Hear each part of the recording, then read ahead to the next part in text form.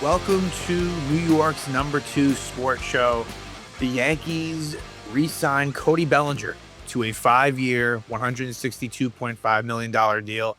And this is what always made most sense. It took a while for us to get here, but ultimately, both sides come to an agreement, and the Yankees seem like they really held firm in their 5-year deal. I mean, Scott Boras, Cody Bellinger's agent, was looking for 6 or 7 years.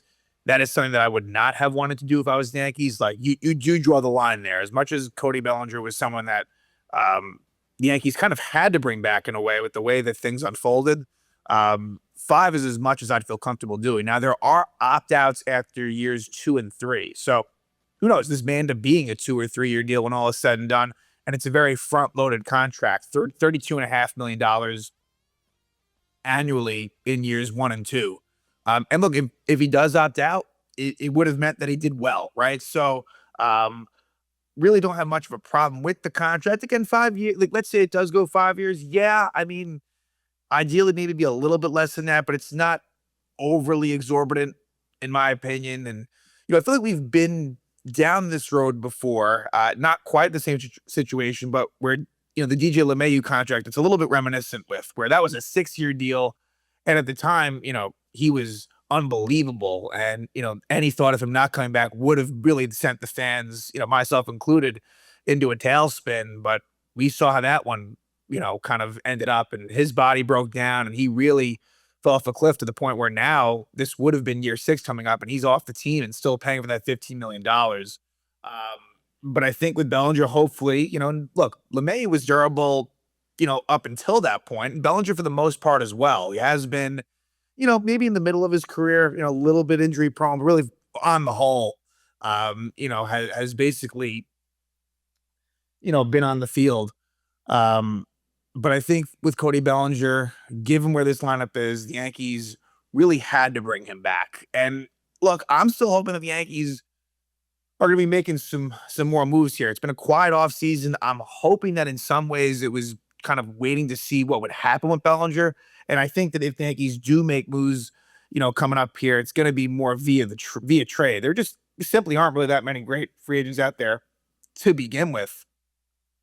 And you look at, because again, there haven't been many moves that the Yankees have made. So right now, things kind of look very similar to the way they were last year. And a lot, as I've said before, this isn't a defense of Brian Cashel, because again, I would like, the lineup is very lefty heavy. A lot of the transactions that were made were at the trade deadline, right? So if you look at the Yankees now as compared to opening day last season, it is quite a bit different. And so a lot of the deals that were made there, those were not really rental moves. Those were acquiring players that were going to be here beyond the 2025 season, right? David Bednar, Camilo Doval, Ryan McMahon, Jose Caballero. They actually ended up re-signing Ahmed Rosario, which is more to a lesser extent. But let's talk Bellinger. I guess let's talk Bellinger first specifically, and then kind of what it means to the team and just and the outlook. But Cody Bellinger last season for the Yankees did a really, really good job. At 152 games, 29 homers, 98 RBIs, about a 272 with an 814 OPS. Very, very good defensively. And, it was kind of just a Swiss Army knife for the Yankees. When you look at it, he was really mostly well, I mean, I was going to say mostly left field, but to be honest, it was kind of all 3 positions. Where, I mean, in terms of starts, it's pretty close. 59 starts in left, 48 in right, 38 in center. Didn't play too much first base, only 3 starts at first. Whereas, like, in previous stops, with the Cubs, it was more of at least in year 1 with the Cubs, it was really mostly between center field and first base. Then in year 2 with Chicago, right field was more incorporated, but first base was still a thing. But with Bellinger, it's nice still you have that, but we'll see. Maybe, I mean, obviously Ben Rice is probably likely to man first base, so I don't think we'll see too much of Cody Bellinger there. But again, the option exists, especially with what is still a very heavy outfield for the Yankees with bringing back Trent Grisham, which we're going to discuss. That was something that I still totally disagree with. and think that was not the right move to have been made there. But of course, Jason Dominguez and Spencer Jones, again, that's another topic of conversation in the fallout of the Bellinger signing. But again, great versatility and provided really, really awesome defense. That was probably something that I was maybe most impressed about with Bellinger, was that, not only, being able to play multiple positions, but playing them well.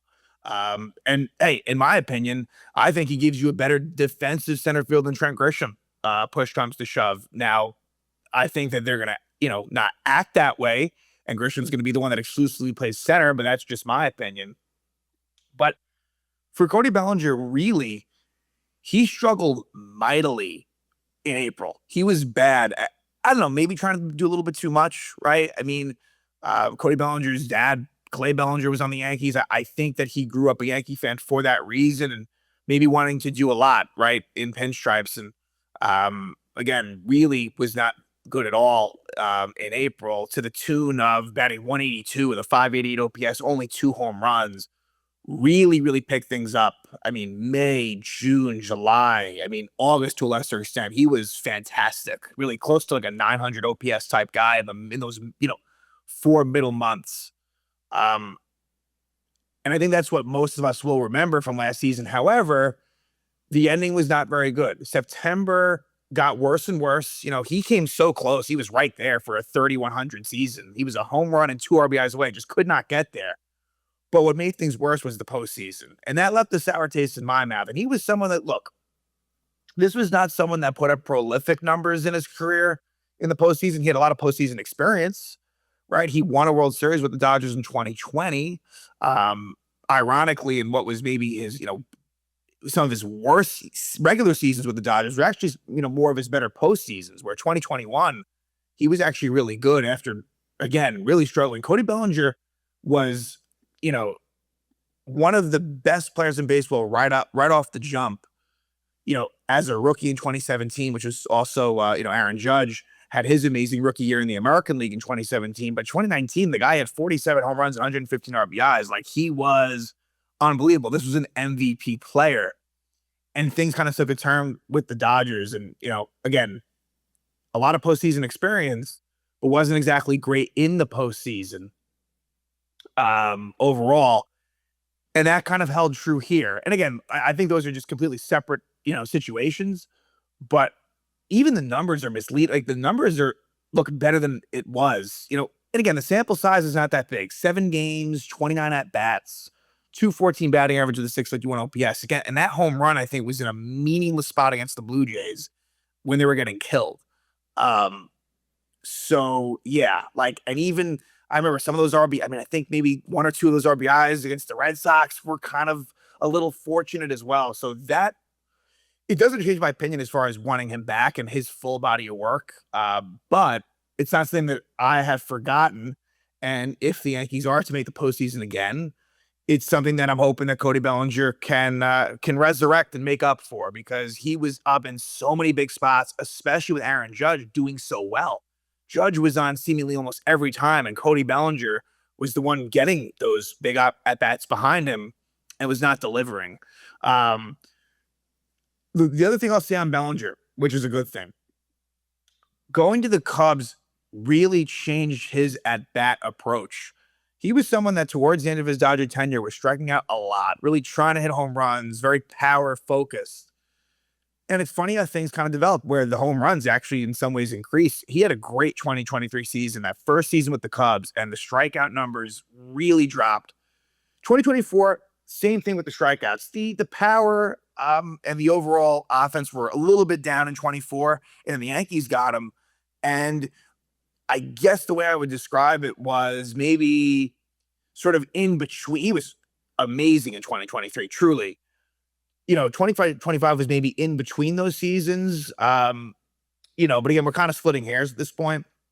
And his swing is really tailor-made for Yankee Stadium. So the power numbers were up, certainly from the year prior in Chicago. But that's really key, because this is a Yankee lineup that does strike out a lot. And that was where I kept on thinking, you kind of, if you lose Cody Bellinger, that's going to make it a whole hell of a lot worse. So Yankees kind of look, they kind of had to bring him back for better or worse. And look, you could say that, it's not great they're in that position. Sure. I'm not going to disagree with that. But he is someone that is very important to this lineup and really is, for the career he's had and for where he's at currently, he is very much clearly the second best hitter in that lineup after Aaron Judge. Obviously, it's a big drop off. We're talking about Aaron Judge here, but Bellinger, the thought of him not being in that lineup was a bit scary. Now, obviously, they would have went in another direction, but I don't know what it would have been. Now, going back to the way things look in the outfield, Trent Grisham, I wish that he had I mean, look, I don't blame him for accepting the qualifying offer. That's not his fault. But if that were me, I mean, there was too much of a risk there for him to accept, that $22 million offer. Now, I know it's only for 1 year.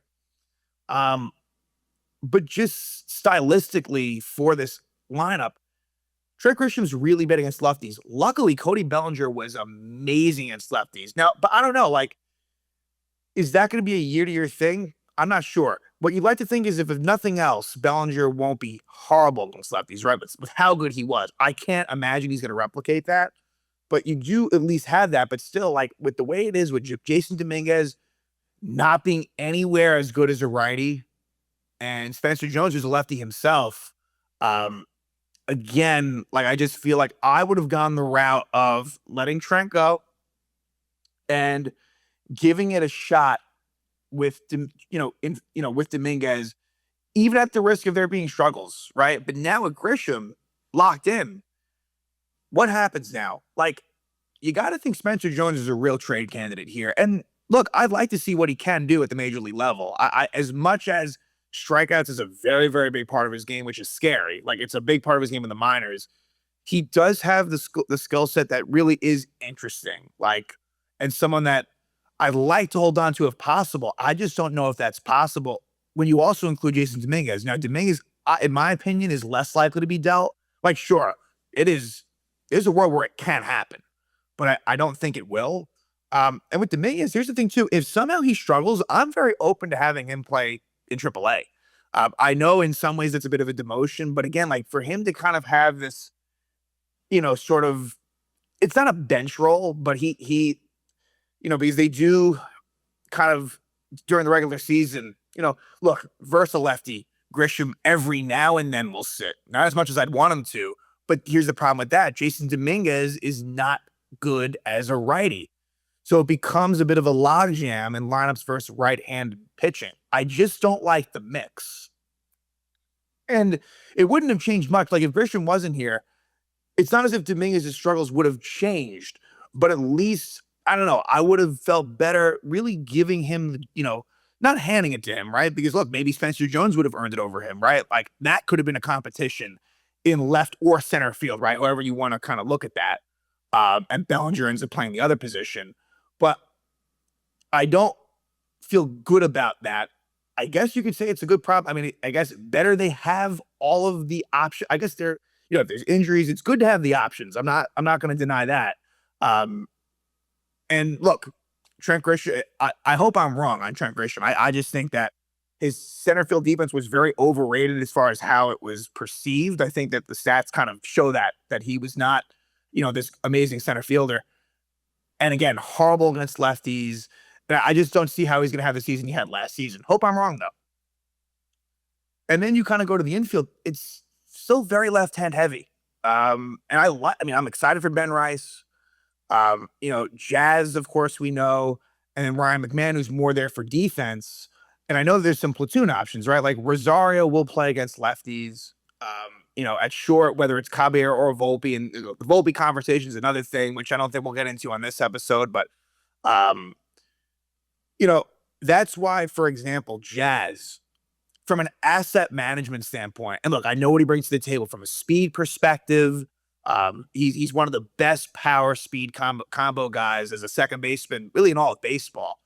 But I would have been very open to a situation where you traded Jazz and, let's say, I had a feeling they weren't going to do it, but like sign a Bo Bichette, right? Like that type of move where you can change the way this lineup looks, right? And fans might disagree with that, but it doesn't seem to me like the Yankees are really all that interested in signing Jazz to an extension. He only has 1 year left on his deal. So if that decision is essentially made, which they may not know 100%, but if the feeling is, hey, we kind of don't want to commit to this guy, then all the more reason, again, if nothing else from an asset management standpoint, to change the way this lineup looks. Even the catcher position right now, like, and this is to a much lesser extent, but I don't see how JC Escara, and I don't mind him at all, but if you include Ben Rice in the catching mix, which right now you really can't because he's really the only, again, unless you want to include Cody Bellinger, but I don't think that's part of the plan. He's really your only first baseman with Paul Goldschmidt likely not to be back, which I don't disagree with. But Goldschmidt, if there's one thing he was good at, it was very good against lefties still, this late in his career. But I wouldn't mind having a righty catching option, if to platoon with Austin Wells, right? Like kind of what it was when it was Wells and Trevino. Although Trevino at that point really had cooled off quite a bit from where he had been, let's say in 2022 as a Yankee, right? But that sort of thing, right? They're just very left-hand heavy. And it's going to be interesting to see if they do try to rectify that in some way, shape, or form. And to me, the only way where that happens in earnest, I would think would be a Jazz trade. Like, I just don't think that, they just got McMahon, and I just don't see that happening. Look, McMahon is not a very good hitter. You hope that he can have that pop that he had in Colorado. He's an excellent defensive player. And so for that alone, I understand it. But I think that a Chisholm Jr. trade, I don't think it's going to happen, but it's one that I'm very open to, even understanding that you do lose important speed and honestly one of the better overall second basemen in the league. But we'll see. We'll see what happens here. Because look, things are looking very much the same as they were at the end of last season. And your rebuttal could be, hey, the Yankees had the most runs in baseball. Yes, that's true. Right? Like, it's not like it's going to be a horrible lineup by any means. I'm not saying that, but I just, and maybe moves are made at the deadline, right? Like, we have to be open to that possibility as well, right? Maybe that's when a lot of the roster movement happens. It is kind of a process that does take time to play out. But all in all, glad Cody Bellinger's back. Wish it happened sooner, but this was the ultimate outcome for both sides. It really made sense. Bellinger's a really good fit with the Yankees. Hoping that this 5-year deal ends up not being a problem by the end of it. And look, if he is somehow really, really good, he may opt out after the second year or after the third. And if that happens, at least you got that production early on. Because again, it's a very front-loaded contract. So I am a fan of it. Glad Cody Bellinger's back. But let's see what's next. Didn't really discuss the pitching much here in this episode. The starting pitching to me is in a pretty good place despite injuries. All that said, it seems like based on what you hear, the next episode I might do could be the acquisition of a starting pitching. It feels like a starting pitcher. It feels like they may do that.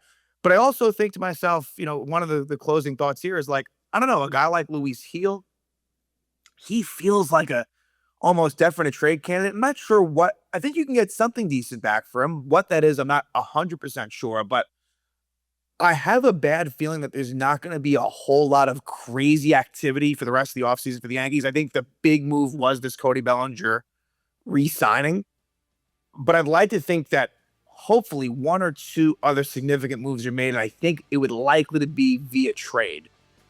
Because again, there just aren't that many great free agents out there left anyway, and from the Yankees' salary standpoint, I just don't even think that they really want to go much higher than they are right now.